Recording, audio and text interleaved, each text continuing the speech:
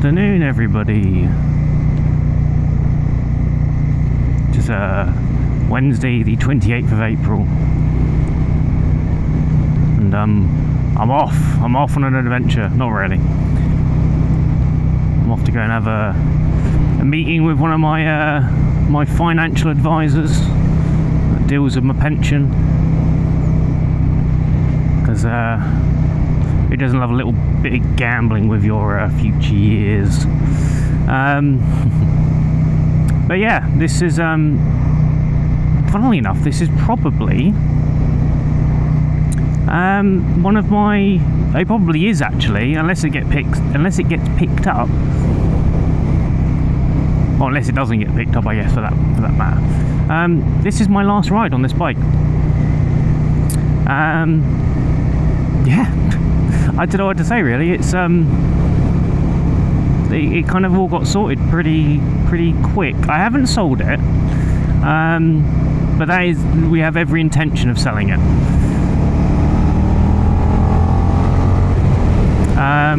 The deposit has been placed on a new bike. I probably won't spoil that quite yet. I'm kind of thinking about doing a little review video.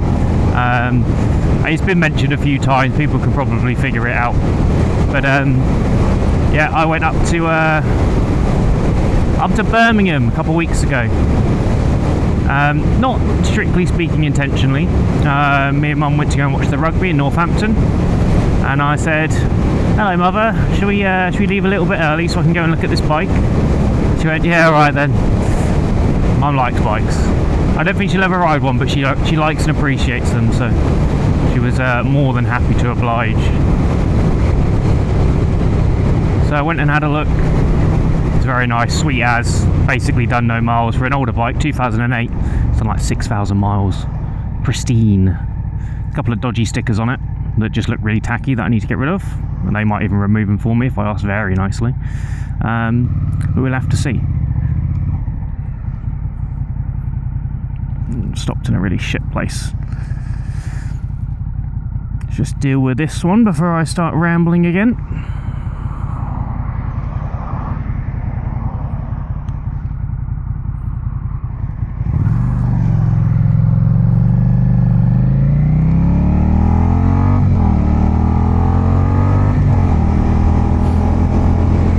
So yeah, that I put the deposit on. I was very surprised that they allowed me to sort of put a deposit on and hold it for about 3 weeks. It was. That's not how. Given a few discussions I've had with dealers, that's not common.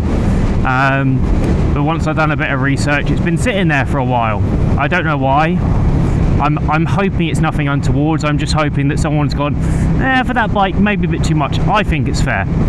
So we'll have to see how that goes, but yeah, we'll figure out when it actually gets here. So as soon as I get my money at the end of the month from my redundancy, I just ship that off, and then they said they'll deliver it, so for free, which is brilliant. So I'm hoping early May, in a week or so, we'll have that. So yeah, I'm kind of thinking, I've got this bike. I've come out. It was raining this morning, and it suddenly brightened up a bit, and it's actually quite pleasant. The roads are now dry. It's not actually that cold, so I thought, yeah, so we'll get the bike out, and instead of driving, I'll take the bike and try and enjoy it one last time. So, but yeah, I guess I could do a little bit of a rundown of you know, what I like and dislike about this bike, because now it's going. I've had it for a year and a half or so. I got this September 23.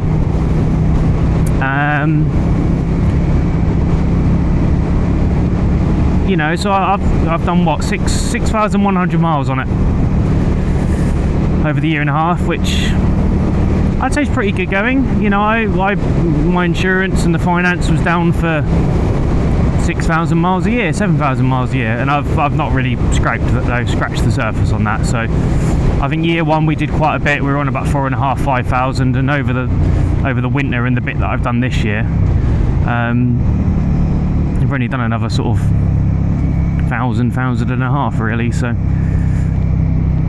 but it's been faultless. The only issue I've had on this bike actually is sometimes the throttle gets a bit weird, and it's almost like it's just on a cold start I'll kind of twist the throttle and it will give me a bit and then do nothing, and then it will hit a point and then just go, and it'll open up, and it gets better with time. Eventually it opens up and it's just, you know, consistent. That's the only issue, and say honestly, quick restart or just let it warm up, it's fine. And it's literally only a minute that it happens. It's just, if I'm not prepped for it, it throws me off because I'm trying to give it sign, doesn't do anything, and then suddenly, woof, God. So yeah, honestly, only complaint. I mean, there's a little bit of rusting in places around the headlight where water gets trapped after it's been washed or it's been in the rain. I don't intentionally take it out in the rain. It's garaged. It's literally just where I've rinsed it down and it's got stuck. I'm hoping I can just spruce that up and it's just surface rust and it will come off. I guess it's something to note around the front headlight. There's a sort of metal-y-ish frame that goes around, and it just likes to sit in between that and the actual headlight lens, so something to note. You know, the exhaust headers and all that kind of usual stuff is obviously a bit grotty. I know people, you know, sort of tend to keep them clean and you can scrub them with, a lot of people say bleach and stuff like that. I'm really not fussed. It's going to happen. You're going to be sitting there scrubbing them and making them sparkle like forever, and I just can't be asked. They're fine, it's just surface rust, and honestly a little bit of discoloration is fine. As I say, it's not from taking it out in the winter. It's not from, well, it'd be a little bit of winter use where the, you know, the salt's been on the road, but you know, it's not just because I've been abusing it and leaving it out in the rain. It's just naturally occurred, so that's fine. It's not really a criticism really. I think it's just how bikes are. Yeah, apart from that, there's not much I don't really like about it. I mean, it's a little bit difficult because it's my first bike. So yes, I've ridden a few other bikes, but to live with something, it's a little bit hard to draw comparisons to something else because I haven't had that, you know, chance to sort of adjust to something long term. We might sit here and say the suspensions will probably, I'm not too well versed in how suspension needs to be set up, and to sort of sit there and, oh, it needs a bit more preload and all that kind of stuff. I'm not that kind of guy. I just know it's something that people suggest looking at if it kind of feels a bit weird. There's a man in a tree.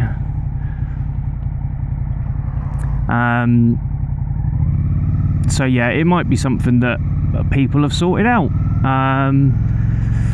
on their bikes, but for me, I've kind of got around it. There's been a few cases where it's kind of gone a bit pear-shaped, and I'm hoping that sort of better suspension, or just properly set up suspension, would have fixed it. I now can't see.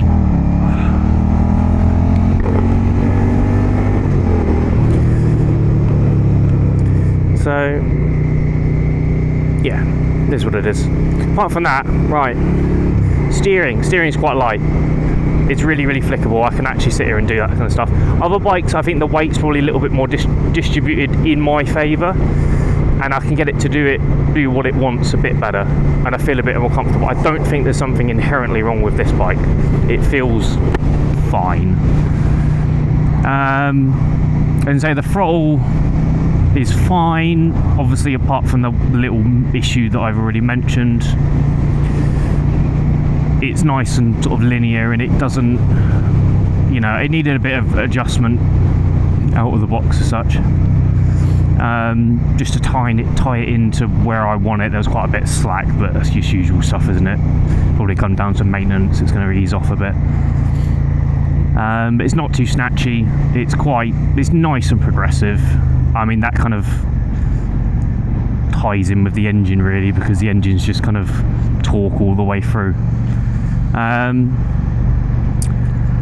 kind of go front to back and then we'll get somewhere. So tyres, same set of tyres I've had from the factory. They've done 6,000 miles. They look fine.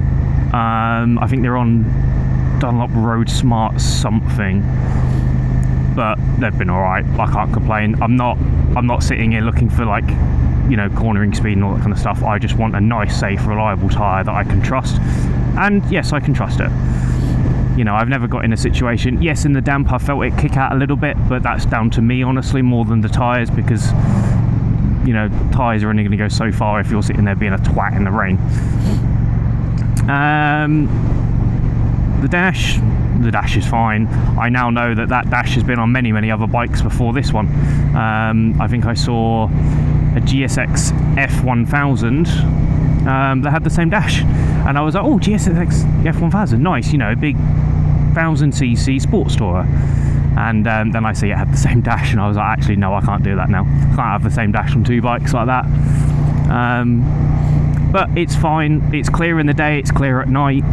It's got that kind of weird LCD crystal crap that just sort of changes colour when it gets dark. So it's fine. It's got enough information: time, rev, speed, gear, fuel. You can flick through and change settings. There's a neutral light, high beam light. You know, just the usual switch. You know, just the usual stuff on there, really. So can't complain. Switch gear. A little scooter rider, he's not on L plate, so there's not much here. Honestly, I guess the one thing about this bike is it's so damn simple, which is why it probably does so well. Headlight, I got a flasher on the back, indicator, horn, hazards, starter, and a kill switch. That's it. You know, clutch levers, brake levers. Brake lever feels fine. Clutch levers made of cheese.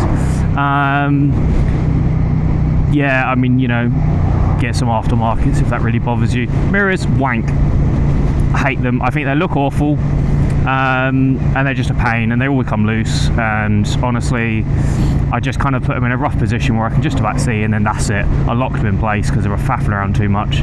Honestly, as long as I can see relatively behind me, I can do my shoulder checks, and that's all right. We'll crack on.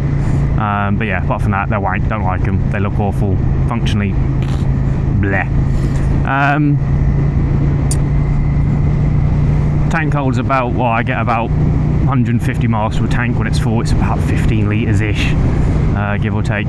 That's fine. You know, it's not going to use loads of fuel, and it's not going to use no fuel. It's somewhere in the middle. It's enough where I can kind of have fun and not worry about the fuel consumption, because it's not going to go nuts.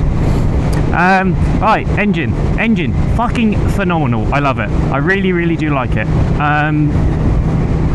You know, so much torque. I mean, the fact I'm in fifth gear and I can just go around the corner and just pull away, it's nice. And the sound, of course, the V-twin sound, it sounds incredible. You know, yes, I had to put the exhaust on. The stock exhaust just kind of took a lot of it away. You know, before it was just, you heard the engine but not the exhaust note. Now I can hear the engine and I hear the exhaust note. That's what I want. You know, it's lovely. There's torque everywhere.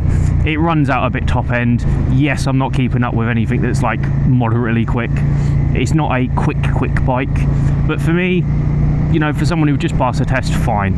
Yes, you got to respect the torque because it's everywhere. You know, from down low to, you know, up to sort of 6-7k. Yes, if you're ringing it out, you're not going to get much out of it, but honestly, why are you doing that? It's a V-twin, it's just pointless. So yeah, I love it. You know, it's usable. The power's in the right place for just street riding. Yeah, what's more to say? Oh, the seat. The seat sucks. I hate it. Honestly, I was very close to buying a new seat for this, because after a couple of hours, an hour or so, fuck me, my arse hurts. It's just not nice. It's just really solid. I think the good thing about it is that it's quite flat, so I can actually move around a bit. I can move around a bit, and then when it sits there, my bum sort of fits in the back quite nicely. I'm quite tall, so I do naturally sit a little bit further back than a little bit forward, just to give my legs enough room and for my arms to fit in nicely. I guess, yeah, on touching on that seating position, I'm a little bit leant over, but I can actually sort of properly sit upright if I want to. That's just me and my posture. But this is, you know, it's meant to be upright. I like to sort of lean a little bit in because, and say, my posture's awful, and my back just naturally wants to do that anyway. So you know, my feet are pretty comfortable. You know, it's not too aggressive.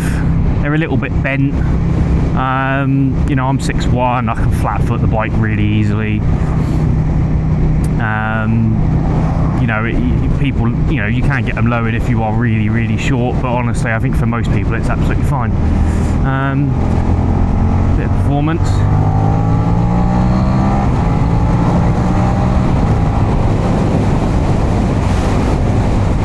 So yeah, I mean, it'll move.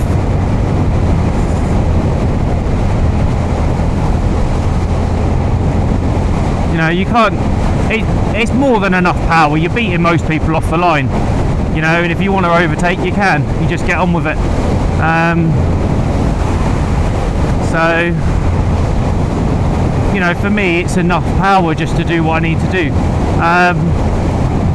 It's a bit of a stretch on a dual carriageway here. It's a little bit, there's a bit of a vibration going through everywhere. It's a little bit too high up in the revs for me personally.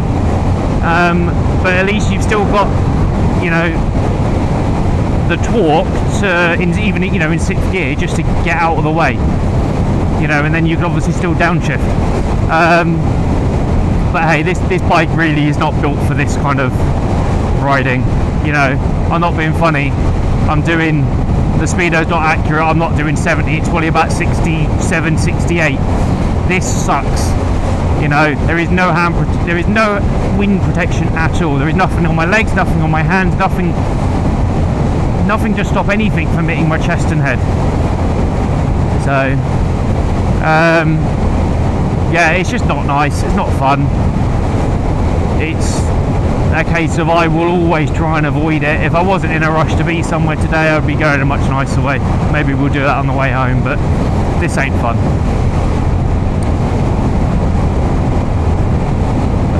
But you know, the bike is suited to certain places, and you start putting it in situations where it's not quite suited, it's going to struggle, and you're going to be sitting there thinking, well, if all I'm doing is commuting on a dual carriageway all the time,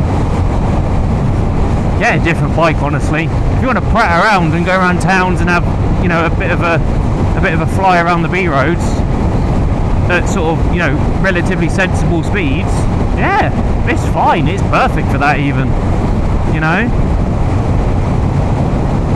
It's quite happy just sit there, just ticking along.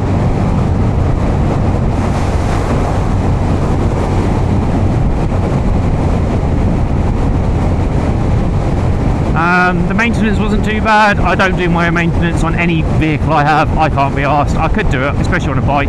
Probably cheaper and relatively easy just to change the oil and the filter. I don't. So I think my first service was about 200 quid at 600 miles, and then obviously I was trying to, I got the 600 miles out the way really quickly. I was so excited to ride. And obviously I was, you know, supposed to keep it under 5,000 RPM, and then all of a sudden I could start doing a bit more with it, so I got that done out the way really quickly. That cost me about 200 quid and an hour or so of my time sitting around waiting. And then my yearly was probably about the same. I think it was about 150 even. You know, so it was fine. You know, and thankfully Suzuki start, you know, they keep up the warranties and whatnot. And, you all good? I assume so. I think you're just sorting something out. That's fine. So yeah, it's been a darn good bike, honestly. Yes, now I'm at the point in my life, and after, you know, a year and a half of riding, I want something new. I want something a bit more. I get on my mate's 600 4-cylinders, and they're so much quicker, and I'm like, oh, okay, I want a bit more power now. But honestly, you can't go wrong. You know, there's a reason people say these are just like do-it-all kind of bikes. You know, they're just really good all-rounders. Yes, dual carriageways aren't really fun on this, but it doesn't stop you from doing it. I've seen people put screens and luggage on them and go around touring and stuff. You know, yes, the torque's there, but it's not going to get you into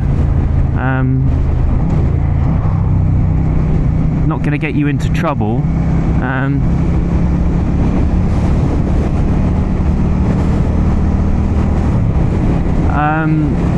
You know, you're not going to hit this sudden sort of power band that a 4-cylinder has.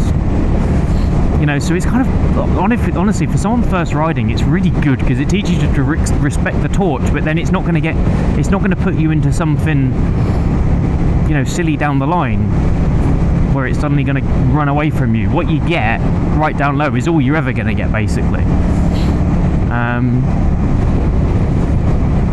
So, you know, learn to respect it when it's from a standstill, and you're fine. You know, you're not really going to get in any situations. You can't wheelie on it. Well, you can, but you're not supposed to, because it will just blow the engine up for anything, you know, for any sort of long length of time. Hell, it could probably do it, but honestly, if you're going to sit there and do wheelies, why haven't you bought an MT-07? You know, same category of bike, but wheelie machine. Probably got more torque and everything. So, oh, the backfires. So yeah, it's been a good bike. I have enjoyed. I'm hoping you've seen me. Thank you very much.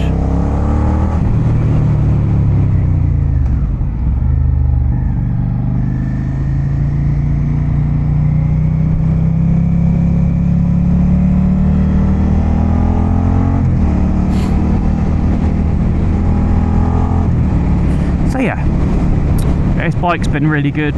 I can't complain. My mates like it. They like riding it because it's just funny.